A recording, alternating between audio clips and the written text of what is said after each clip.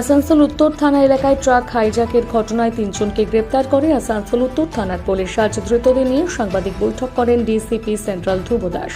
সাংবাদিক বৈঠক থেকে ডিসিপি সেন্ট্রাল জানান, কল্যাণেশ্বরী এলাকা থেকে একটি ট্রাক মাল খালি করার সময় জুবলি মোড়ের কাছে আসার পথে গাড়ির চালককে মারধর করে তারা ট্রাক নিয়ে পালিয়ে যায়। অবশেষে পুলিশ তদন্তে নেমে ভানুরা এলাকা থেকে গাড়ির সহ 3 জনকে গ্রেপ্তার করে।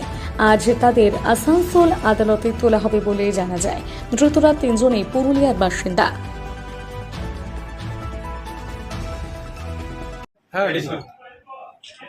গতকাল বিহারের জামুইয়ের বাসিন্দা অলোক কুমার, যিনি একজন ড্রাইভার, তার ট্রাক নিয়ে যে ট্রাকটির নম্বর JH10BQ3392 ট্রাক নিয়ে কল্যাণেশ্বরীতে কোনো একটা জায়গায় তার যে মাল নিয়েছিলেন সেটা আনলোড করার পর ফিরছিলেন। আমাদের চৌরঙ্গির কাছাকাছি একটি জায়গায় গাড়িটা দাঁড় করি খাবেরিক করে।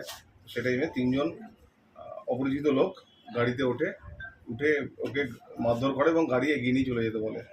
তো গাড়িটা জুবিলির কাছাকাছি আসার পর ওদের নামিয়ে দেয় এবং গাড়ি নিয়ে চলে যায়। তো ওই ব্যক্তি থানায় এসে কমপ্লেন করেন।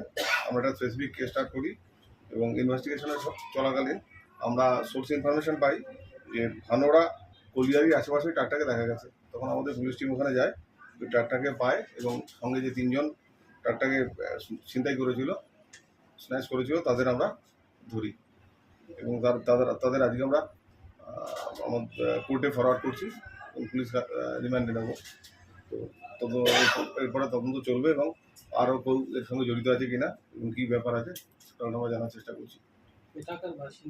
এরা প্রত্যেকেই আপনার বিহারের, এরা প্রত্যেকে পুরুলিয়ার বাসিন্দা। এদের নাম আছে শেখ আরমান, শেখ মুশারফ, শেখ নাইম।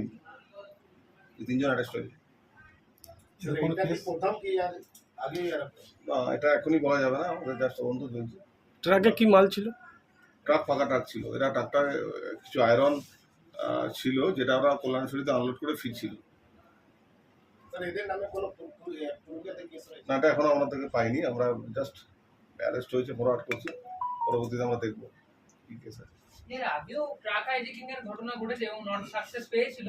তো কোনো এলাকায় কি সক্রিয় রয়েছে কোনো চক্র, মানে ট্রাক হাইজ্যাকিং?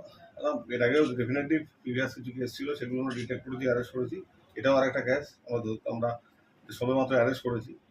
তো ডেফিনেটলি এখানে এসে ওরা করেছে, সেটা তো আমরা অস্বীকার করতে পারবো না। দেখছি আর কোনো চক্র আছে কিনা। শুধু কি ট্রাক হাইজ্যাক না আরো বিভিন্ন সাথে এরা জড়িত আছে? না, এখনই বলা সম্ভব নয়, জাস্ট আমরা অ্যারেস্ট করে ফরওয়ার্ড করছি, রিমান্ড আসুন তারপর দেখব। কদিনের রিমান্ড চেয়েছেন? আমরা জেনারেলি 14 দিনেরই চাইছি। এই ধরনের ক্রাইমে যারা জড়িত থাকে তাদের আমরা 14 দিনের রিমান্ড চাই। কদিন এলাকা করে দেখা যাক।